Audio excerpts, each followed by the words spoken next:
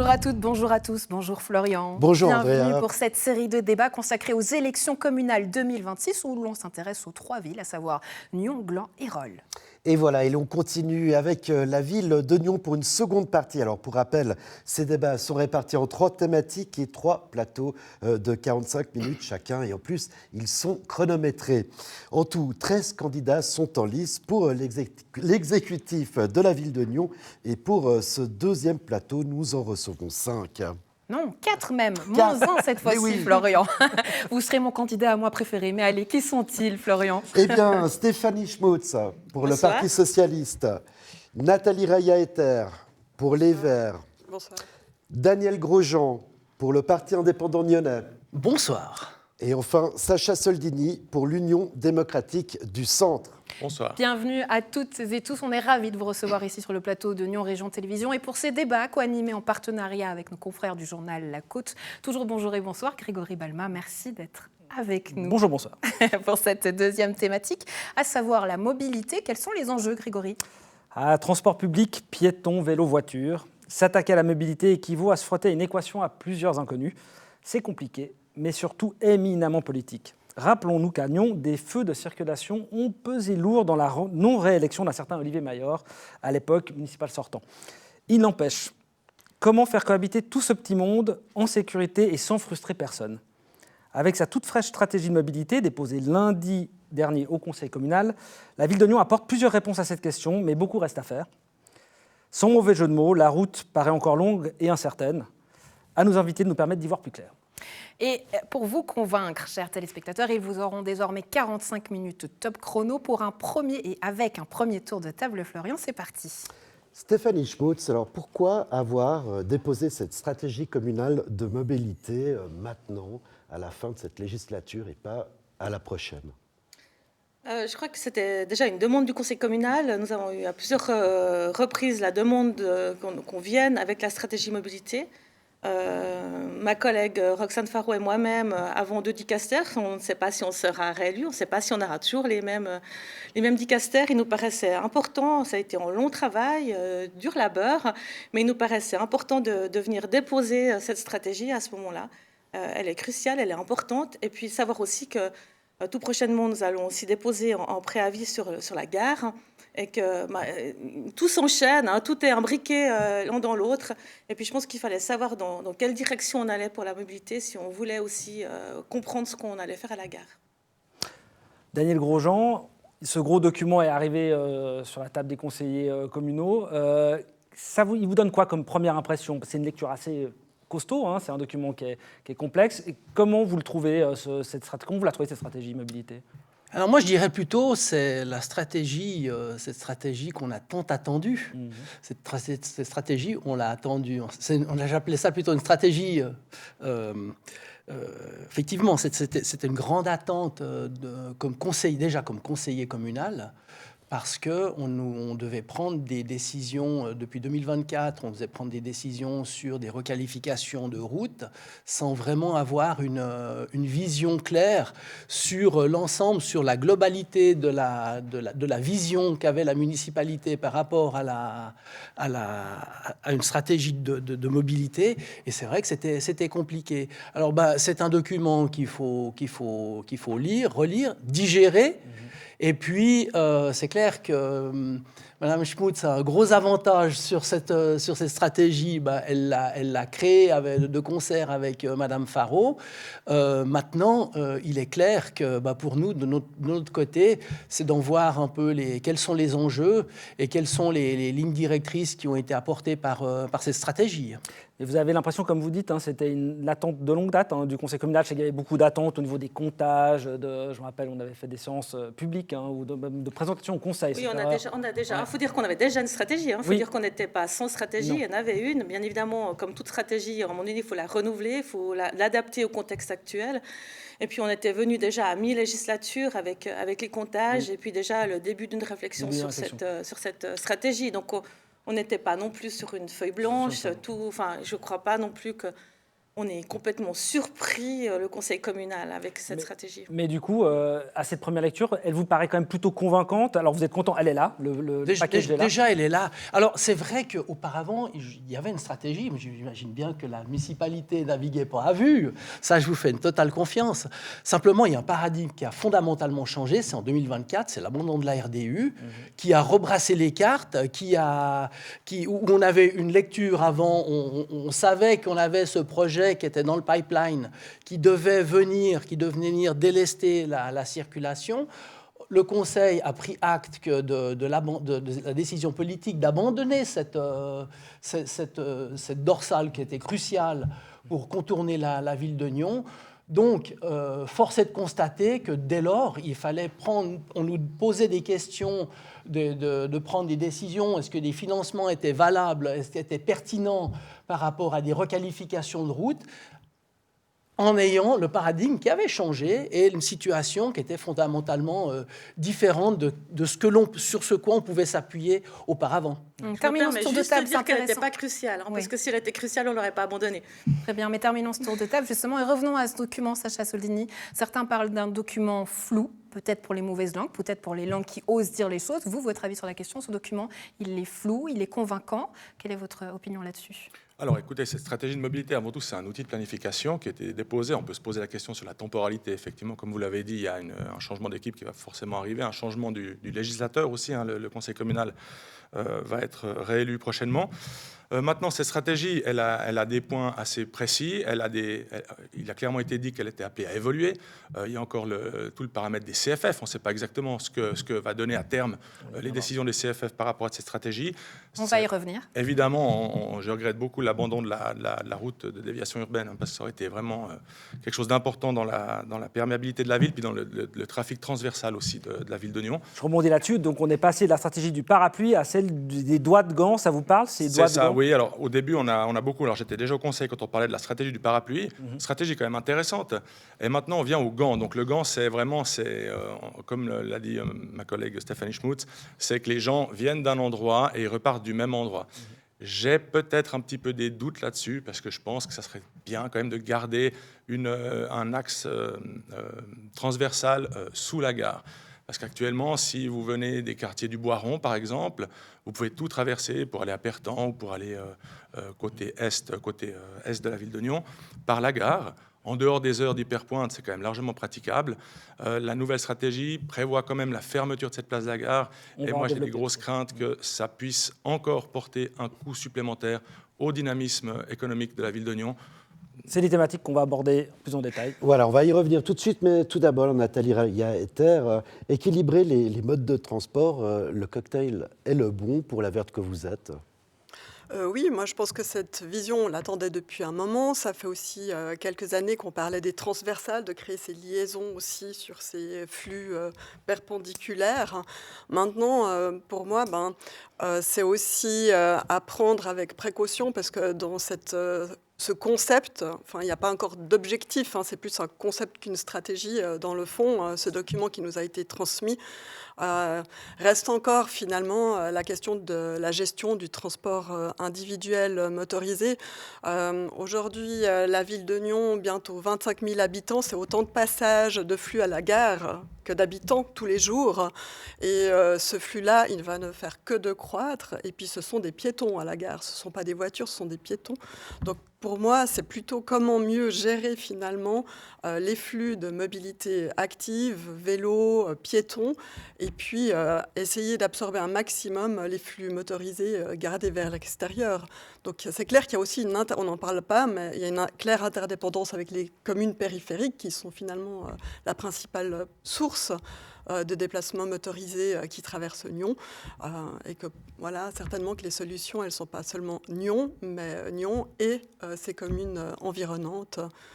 Mais la tendance est plutôt rassurante, puisque la part, on le voit dans les statistiques, du déplacement individuel motorisé tend à se réduire, et puis que grâce finalement depuis 2009 à la réorganisation des transports publics, on voit que 75% d'augmentation de fréquentation des transports publics. Donc c'est quand même des signaux qui montrent que cette stratégie a tout intérêt à renforcer finalement les axes de réflexion, de développement autour des transports publics et de la mobilité active. Alors si je vous entends bien, il manquait peut-être un chapitre sur finalement les relations avec les communes et comment sortir de Nyon, eh bien, ça s'articulait en fait.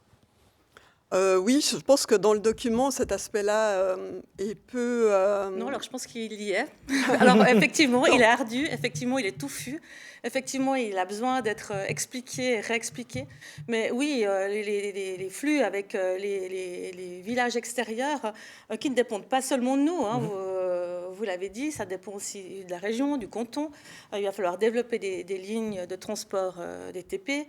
Là, c'est pas seulement la ville de Nyon, même si on pourrait être acteur.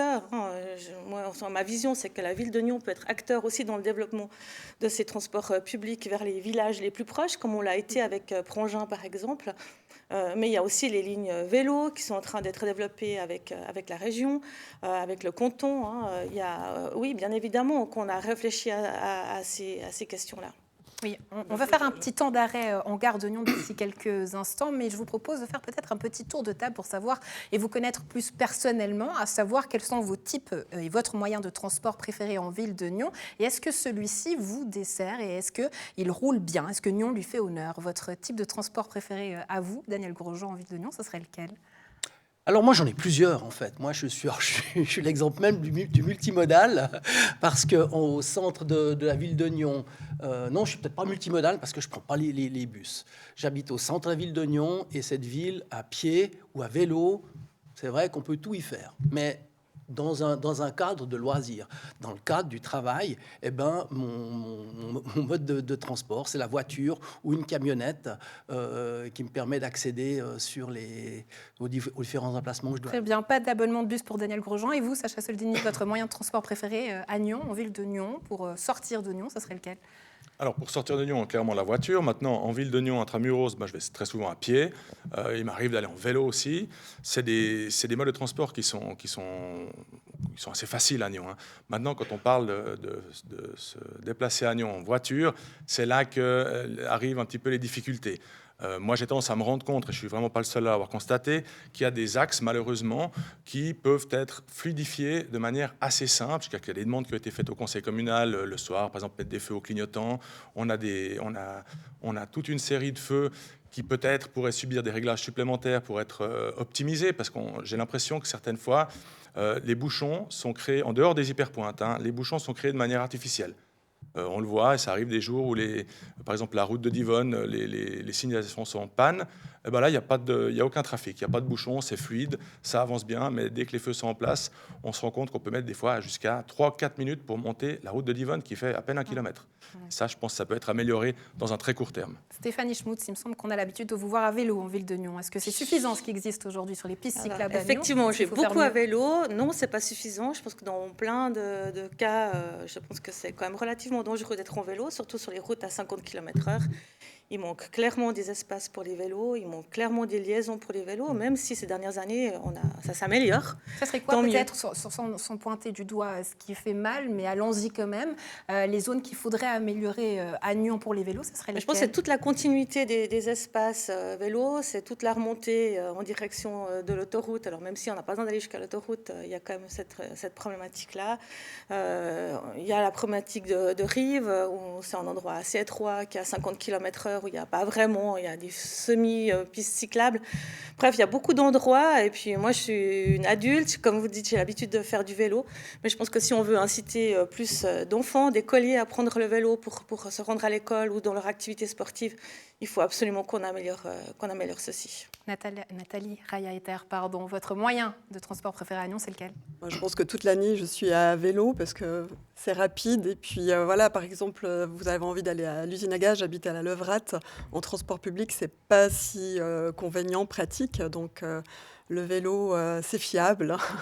Par contre, c'est vrai qu'avec un enfant préadolescent qui est aussi passablement à vélo, je trouve quand même encore qu'il y a pas mal d'aménagements à faire pour améliorer la sécurité et puis trouver des raccourcis aussi qui soient sécures et qui permettent aussi d'éviter les zones de trafic motorisé. Pour terminer, donc personne n'a un abonnement de bus ici.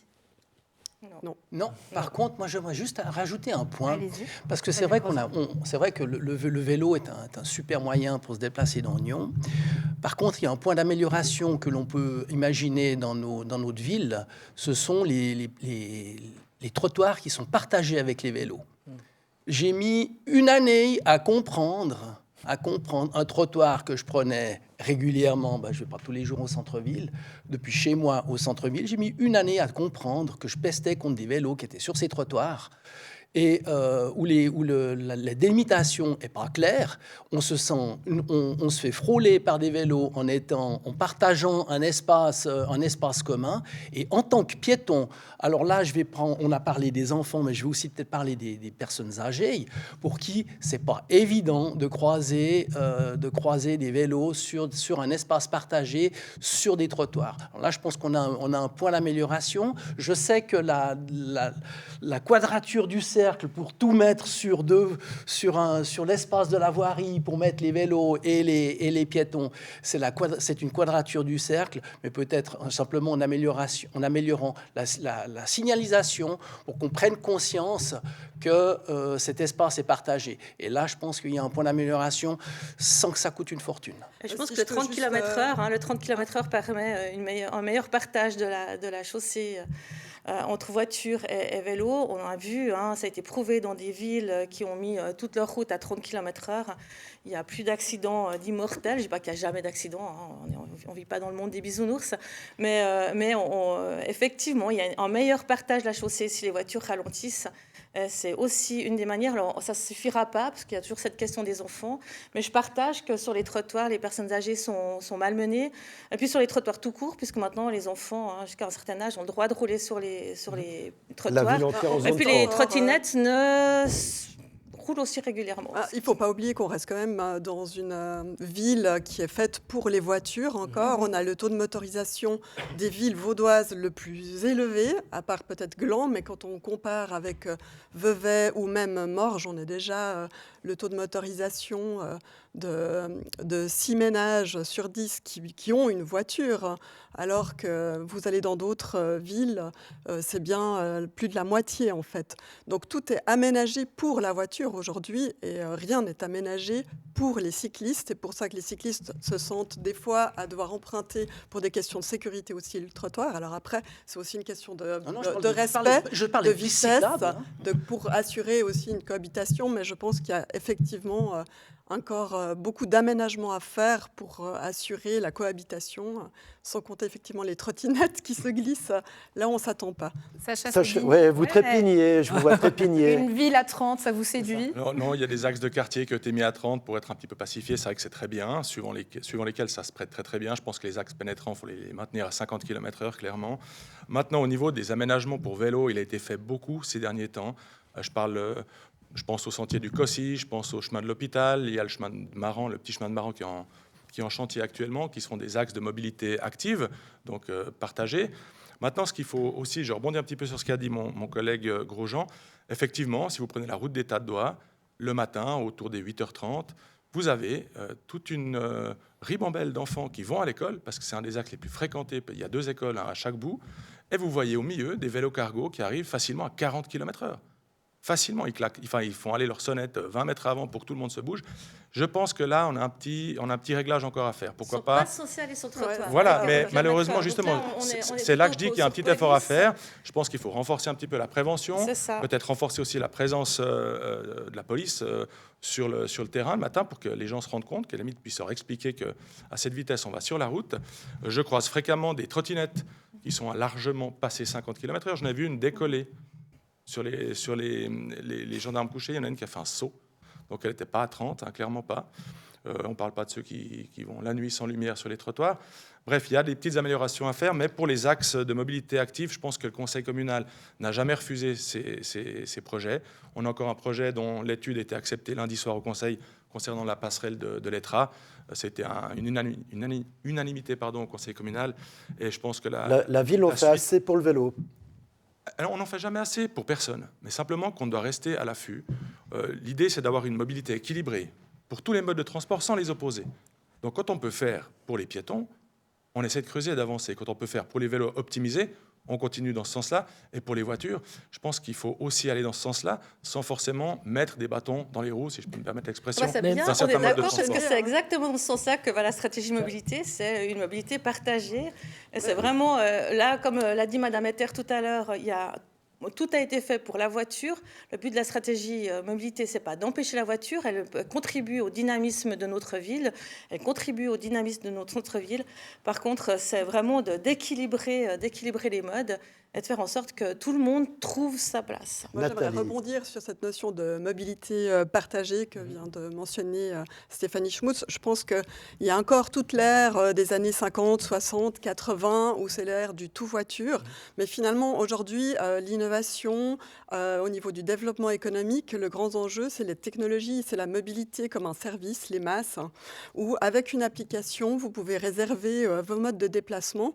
Et puis, depuis Nyon, arriver à Zurich, arriver à Lausanne, arriver à Renan, où que vous vouliez, mais vous avez déjà votre billet et vous pouvez combiner, ça s'appelle l'intermodalité, c'est-à-dire qu'avec un même billet, vous avez accès à plusieurs services. Et aujourd'hui, le confort de l'usager, l'accessibilité, c'est cette facilité-là. C'est sans réfléchir, sans même le souci de la possession, où il faut encore amortir le matériel, c'est une charge. Finalement, c'est des places de stationnement qui coûtent plus que ça ne rapporte. Eh bien, vous avez des véhicules partagés. Je pense qu'aujourd'hui, le confort et le luxe de demain, c'est pas la propriété d'un véhicule, j'ai ma belle voiture, mon beau carrosse, non.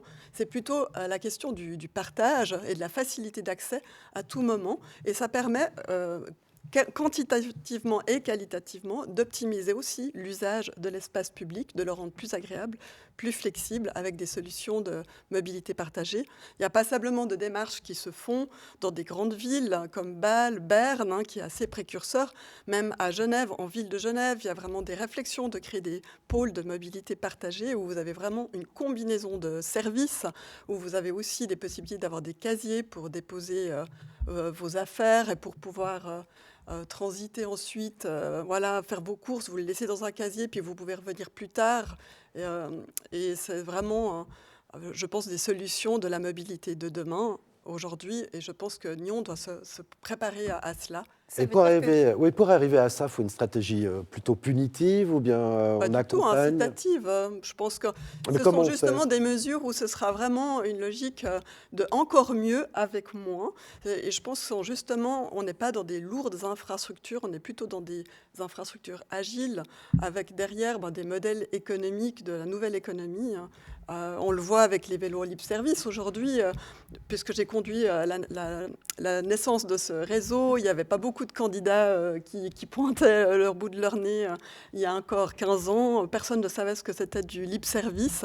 Et aujourd'hui, quand on fait des appels d'offres marché public, en fait, il y a une concurrence accrue. Ça veut dire qu'il y a un marché, une concurrence internationale qui vient du reste des États-Unis.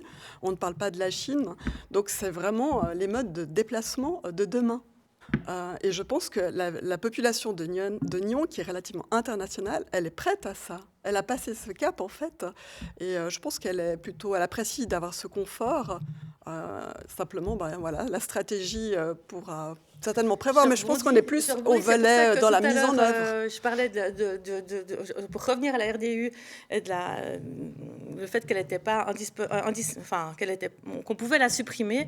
Je crois que la population lyonnaise, Mme Etter disait, elle est prête à une autre mobilité. On l'a vu avec la votation sur les autoroutes. La population de notre district a largement plébiscité le non à l'autoroute. Et je pense que la RDU s'inscrivait exactement là-dedans. Non à la RDU, on ne veut pas des grandes infrastructures routières nouvelles. On veut mieux faire avec ce qu'on a. Mieux partager ce qu'on a. Si 75% d'augmentation en 15 ans de l'utilisation des transports publics, c'est quand même un signal très important. C'est que l'offre a aussi été améliorée. Oui, c'est clair qu'avant...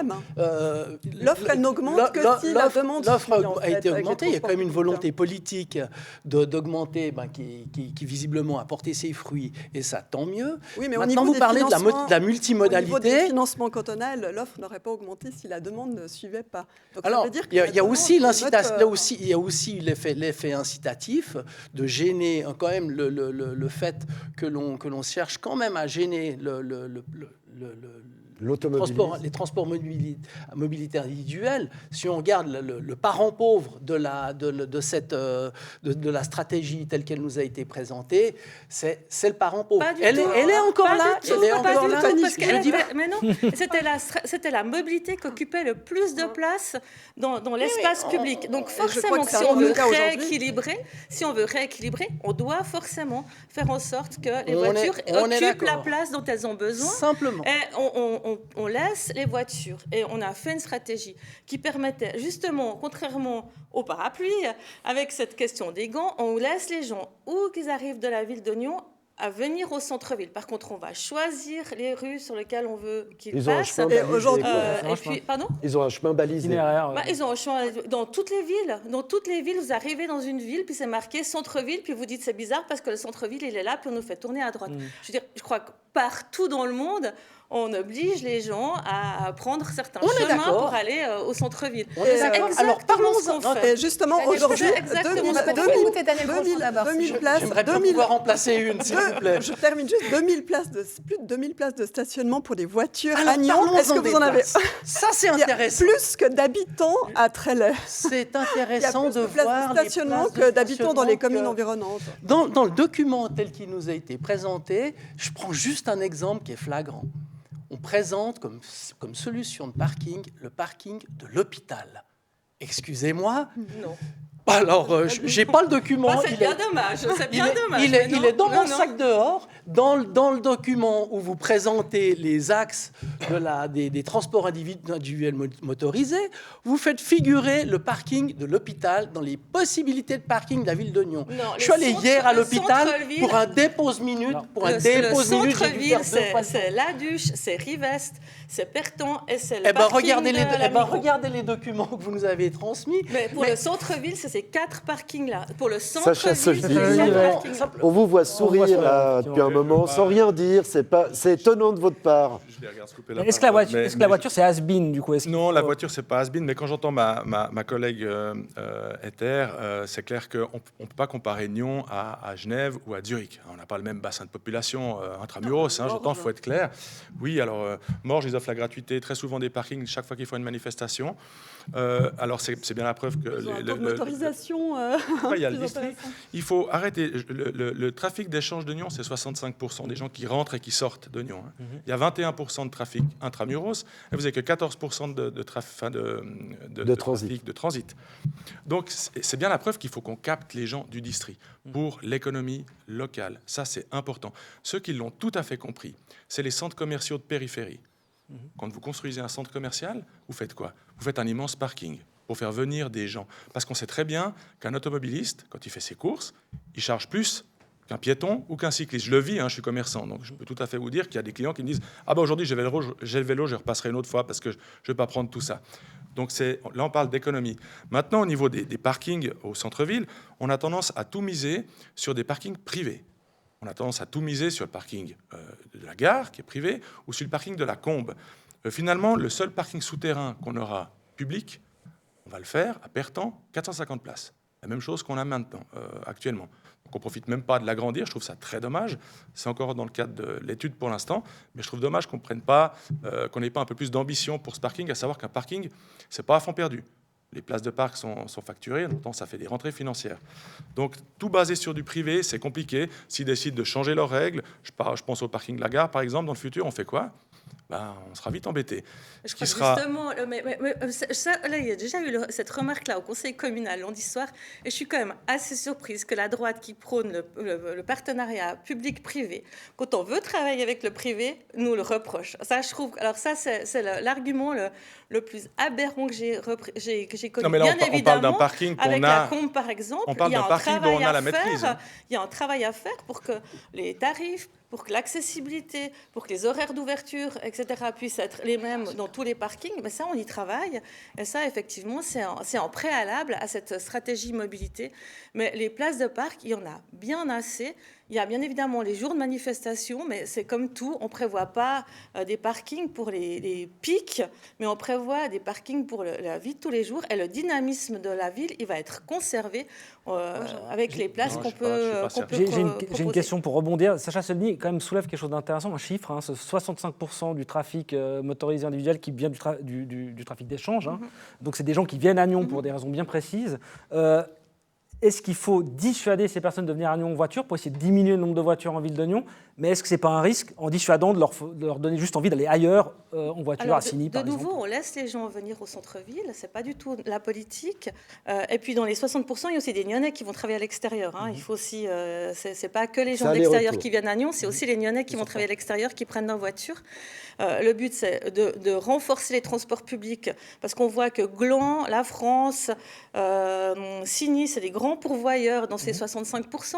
Donc là, il y a des choses à améliorer avec les transports publics. C'est sûr que c'est pas toujours simple, il n'y a pas le quart d'heure partout. Et puis, l'autre chose, c'est d'avoir des park and ride. La région travaille sur des park and ride. La région travaille pour capter les véhicules plus en amont aussi, qui puissent prendre des transports publics pour descendre à Nyon, puis ensuite prendre le train, parce que beaucoup de gens descendent en ville pour prendre le train. Et puis, la volonté de la ville de Nyon, c'est aussi de faire des park and ride en périphérie de la ville pour capter une partie des gens qui, effectivement, viennent en ville pour travailler toute la journée, qui n'ont pas besoin, qui ne viennent pas dans un commerce, qui ne viennent pas au restaurant, qui ne viennent pas au cinéma ou chez un médecin, mais qui viennent travailler et qui peuvent le matin déposer leur voiture, prendre le transport public et puis revenir le soir pour prendre leur voiture. Sacha Soldini, est-ce que vous avez l'impression sur ce trafic d'échange que finalement on va dissuader les gens de venir dans les commerces du centre-ville, dans les restaurants, en interdisant, ou en tout cas en essayant de freiner la voiture? En décourageant, effectivement, en décourageant les gens du district. Moi, j'ai beaucoup de mal à imaginer que quelqu'un vienne de Genolier en voiture, se parque au park and ride, et puis prenne le bus, aille faire ses courses en centre-ville, revienne en bus, reprenne sa voiture et remonte à Genolier. J'y crois pas une seule seconde. C'est joli sur le papier, mais dans la réalité, ça fonctionne pas. Alors peut-être pour les gens qui travaillent, effectivement, s'il y a des gens qui sont intéressés de faire ça, ça peut le faire. Mais les gens, vous savez, les automobilistes ont une fâcheuse tendance à se parquer assez près, s'ils peuvent le faire. Tout comme les cyclistes, Tout comme les cyclistes, d'ailleurs, la preuve, on essaie de mettre des parkings vélos assez proches des endroits, des centres d'intérêt. Maintenant, on voit clairement qu'il y a toujours une pression qui est mise sur l'automobiliste. Dernièrement, on a un préavis qui est sorti concernant le stade de Maran. Le stade de Maran, vous savez qu'il y a un projet. Dans le préavis, il est mentionné une suppression de dépose minutes. Ça, c'est de la pression, parce que ces dépose minutes sont hyper utilisées. On a en ville des cas de figure où vous supprimez, par exemple, à la Grand Rue, on a supprimé une place de parc en voirie, très utilisée, pour y mettre un rack pour 5 vélos qui n'est jamais utilisé. Une place de parc en voirie ramène de l'argent pour l'instant. Il y a une demande. Donc on doit faire les choses en fonction de la demande. On ne doit pas faire les choses en fonction de nos idées, sans se préoccuper de la réalité. Je vais vous demander de conclure, Sacha Soldini. Voilà, ça sera la pression pour les automobilistes pour Sacha Soldini. Je vous propose pour ces 15 dernières minutes de passer à la gare et un temps d'arrêt avec la gare, un gros projet qui va nous intéresser. La gare de Nyon, plus qu'un lieu de passage, c'était une porte d'entrée sur la ville, un point de rencontre, un nœud essentiel pour la ville de Nyon, mais aussi pour tout le district. À savoir, comment se faire entendre des CFF, Florian? Oui, comment se faire entendre, puis surtout, quelle ambition pour cette gare entre le canton, la Confédération ou la région? Est-ce qu'on reste une petite gare régionale? Est-ce qu'on a des plus grandes ambitions? On a essayé d'éplucher le transport 45, le document de la Confédération qui est paru récemment. On a fait des contrôles F pour chercher Nyon à quelque part. On ne l'a pas trouvé. Est-ce que ça veut dire que la gare de Nyon est condamnée à rester une gare de seconde zone? Alors nous, les informations qu'on a, c'est que la gare de Nyon reste un projet important, reste un projet même crucial pour développer la gare à la fois de Genève et à la gare de Lausanne. La question reste toujours 3 ou 4 voies. Les CFF militent toujours pour les 4 voies, mais ça sera décidé en 2027. En tout cas, c'est les dernières nouvelles qu'on a. Donc oui, ça reste un pôle multimodal ultra important. Ça a amené à se développer. On parle de 45 000 piétons à terme. Je ne sais pas si on peut imaginer. C'est plus que les gymnasiens le matin. Et puis, c'est toute la journée. Donc, en flux de piétons énorme. Des bus aussi en plus grand nombre. Et puis, si on veut justement diminuer le nombre de voitures, il faut absolument augmenter le nombre de bus. Donc là, il y a beaucoup à faire. Parce qu'effectivement, l'offre, on doit encore la développer. Augmenter le nombre de bus? Un exemple très concret, personne ici n'a un abonnement de bus. Donc, pourquoi est-ce qu'on parce que les bus, alors d'abord, d'abord parce que les bus, je pense qu'on habite dans des endroits où on n'a pas besoin de bus, mais on voit que les bus sont fortement utilisés. Donc même si personne en abonnement de bus, aller à la descente des bus à la gare, ils sont pleins. Et puis, je parle des bus aussi avec les villages environnants. On a absolument besoin de ces bus-là pour diminuer ce trafic de transit dont on parlait tout à l'heure. D'échange plutôt, excusez-moi. Et puis, la nouvelle norme sur les quais de bus avec les L1, etc., fait qu'il va y avoir beaucoup de bus, beaucoup de piétons amenés par ces bus. Donc, il y a des enjeux énormes sur la gare, effectivement. Dans cette stratégie, j'ai lu qu'il y avait un bus toutes les minutes qui était prévu à terme, c'est ça? C'est ça, c'est ça. C'est les chiffres, hein, les bus nyonnais, mais les bus pour les transports régionaux nous viennent de la DGMR, donc du canton. On ne les a pas inventés. Tout comme les 45 000 piétons pour les CFF, ça nous vient des CFF, on ne les a pas inventés non plus. Daniel Grosjean, peut-être, on a quand même l'impression que c'est compliqué hein, comme dossier, parce qu'on sait que la ville a des projets de développement autour de la gare. Une gare, par essence, occupe une place très stratégique dans une ville. Mais en même temps, on est pendu au calendrier des CFF, à leur choix, à leur retour en arrière, à leur changement de direction. Comment on fait quand on est une commune, une municipalité, pour continuer à garder un cap, une stratégie, une visibilité sur le développement d'un secteur aussi important? Alors, c'est clair qu'on n'est pas maître du jeu, parce que le maître du jeu reste, pour la gare, ça reste les CFF. Ma foi, il faut pouvoir développer des stratégies, de préparer des scénarios, des scénarios, d'essayer d'imaginer. Parce que vous êtes en charge du dossier, donc qui mieux que vous pour savoir que les projets changent et évoluent au fil du temps. Et la page, elle est jamais vraiment écrite tant qu'on n'a pas le feu vert. On a pu voir d'ailleurs dans le pont de la Redoute lors de la construction du pont de la Redoute, que les règles du jeu ont changé en cours de construction. Les passerelles, voilà. En fait, on est tributaire. Donc, à mon avis, il faut rester attentif, il faut garder un terrain favorable, parce que cette gare, elle est précieuse pour la ville et pour la région entière. Et puis de mettre un cadre favorable pour pouvoir y accéder, que le terrain soit favorable, non seulement pour les CFF, pour pouvoir développer cette gare, mais en même temps, nous, de notre côté, d'offrir les meilleures solutions qui permettent aux usagères et aux usagers d'accéder à cette gare, tout en conservant la multimodalité des usages des gens, des vélos, des trottinettes, des voitures, des camions, des secours et que sais-je. Sacha Soldini, rendre cette place piétonne, éjecter les voitures, c'est une solution qui vous semble intéressante, pertinente sur le long terme? Non, ça ne me semble pas pertinent, parce que ça va carrément couper la ville en deux, il faut être clair. Maintenant, je trouve dommage que dans cette stratégie, aucune variante ait été imaginée, même un passage en sens unique, avec une boucle, ou je ne sais pas. Il y a toujours l'avenue Violier qui est encore disponible. Maintenant, c'est vrai que les CFF, ils ont leur calendrier. C'est le plus gros propriétaire foncier de Suisse. Ils ont leurs infrastructures, ils décident de ce qu'ils font dans leurs infrastructures. On voit que malheureusement, comme il était relevé, le pont de la Redoute, plusieurs études ont été nécessaires, certaines ont été refusées. Donc on n'est pas maître dès qu'on touche à leurs infrastructures. Les passerelles de Prangin, Bois-Bougie, vous avez vu, malheureusement, de l'argent public a été perdu dans ces études, parce qu'au final, on doit y renoncer. Donc, ça veut dire quoi, Sacha Soldini, que si vous êtes élu municipal, c'est un projet à abandonner, peut-être, ce projet du combat contre les CFF? Mais je pense pas. Mais je pense qu'il faut vraiment avoir une vision claire sur ce que veulent les CFF. Alors comment faire on monte dans le train avec les CFF? Voilà, c'est ça. Mais faire des stratégies. Comment on fait du lobbyisme? Pardon? Comment on fait du lobbyisme auprès des CFF? Alors je ne sais pas comment Mme Schmutz négocie avec les CFF. Vous feriez comment? Je pense qu'il faut vraiment avoir des échanges extrêmement soutenus et puis connaître leur vision. Et apparemment, c'est pas facile du tout. Mais surtout faire attention quand on engage des dépenses publiques dans les études. Être sûr que ça serve à quelque chose.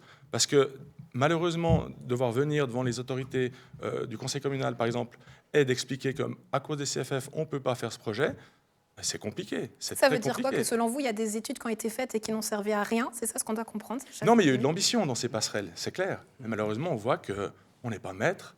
Mais on le regrette. Les normes de sécurité ont changé. Il y a eu le trou de Tolochna, les CFF, l'OFT ne veut plus prendre de risques. Donc, ils changent aussi leurs normes de sécurité très, très régulièrement. Et je pense que les passerelles, à un moment donné, il faut savoir que les CFF étaient dans le coup. Les CFF avaient signé pour ces passerelles. Et donc, ils avaient donné leur accord. Donc, il ne faut pas Là, je défends ma collègue Roxane Farol. On n'est pas parti dans le vide. Il y avait vraiment en accord, tout comme les études sur la gare.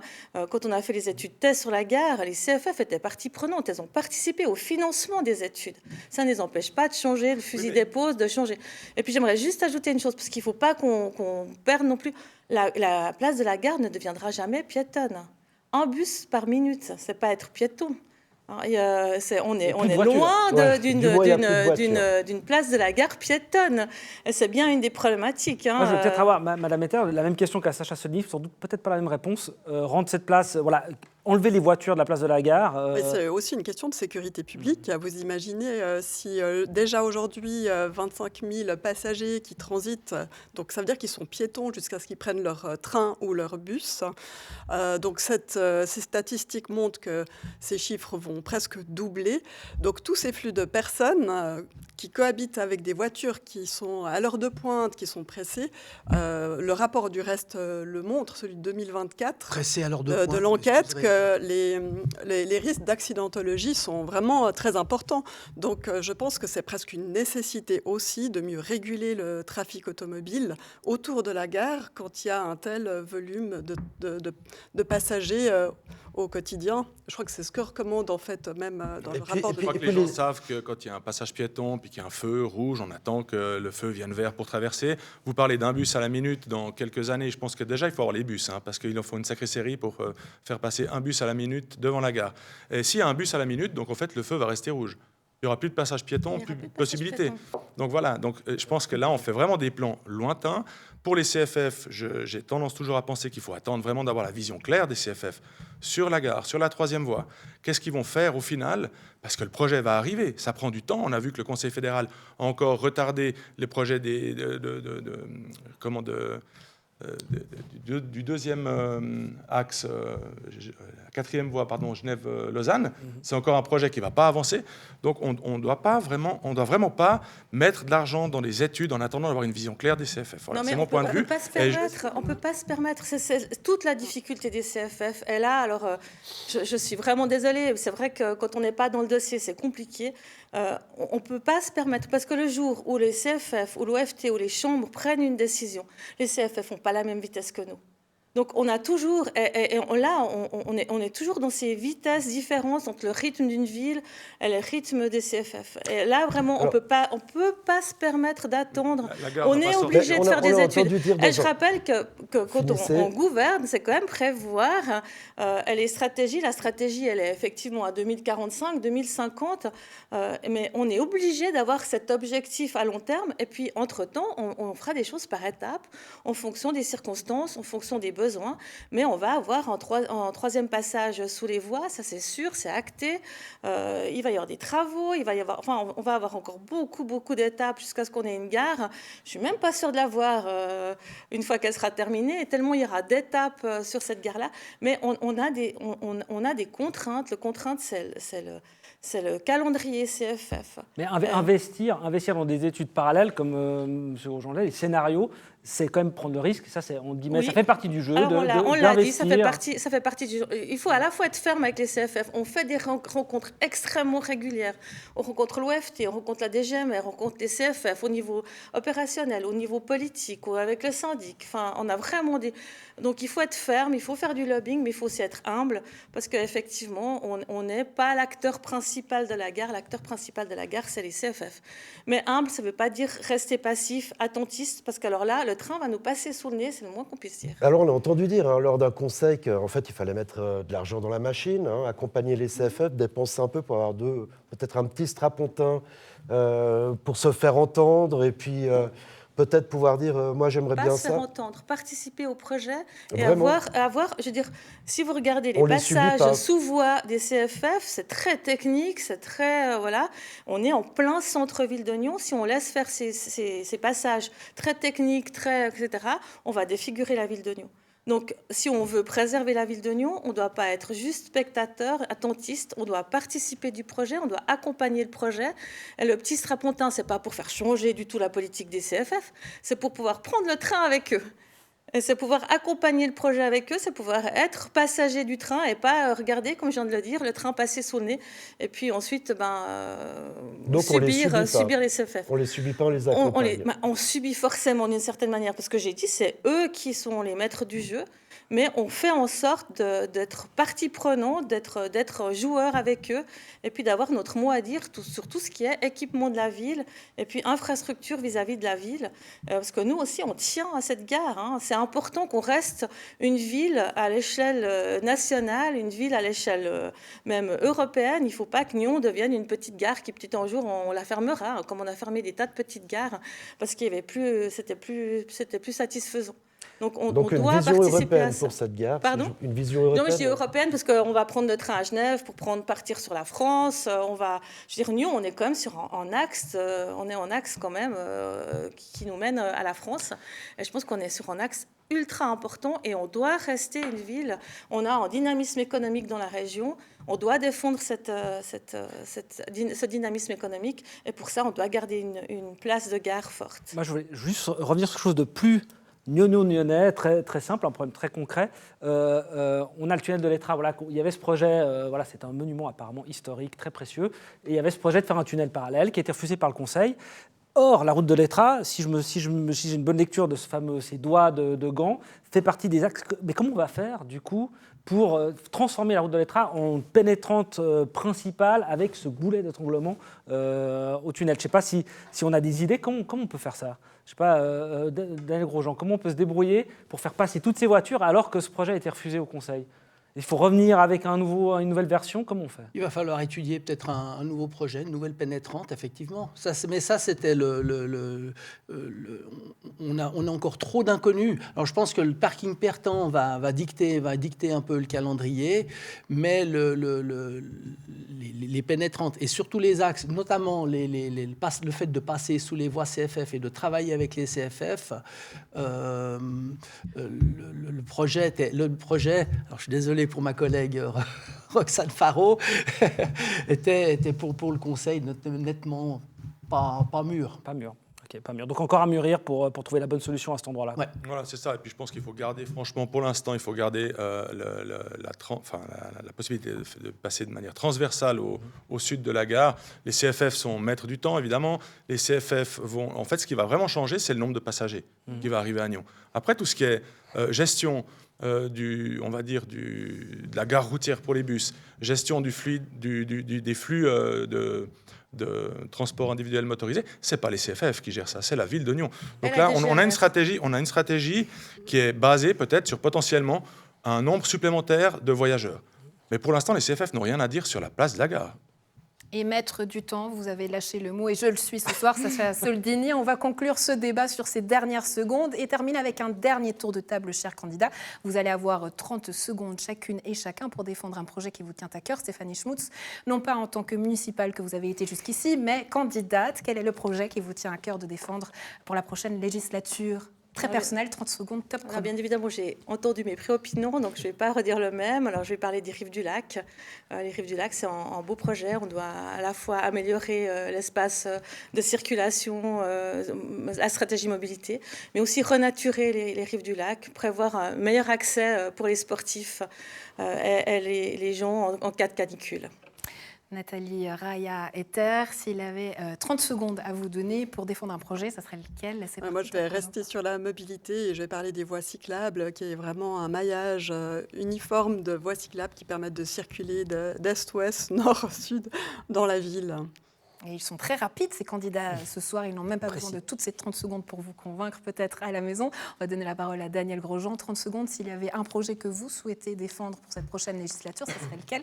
Top chrono. Alors j'en ai plusieurs.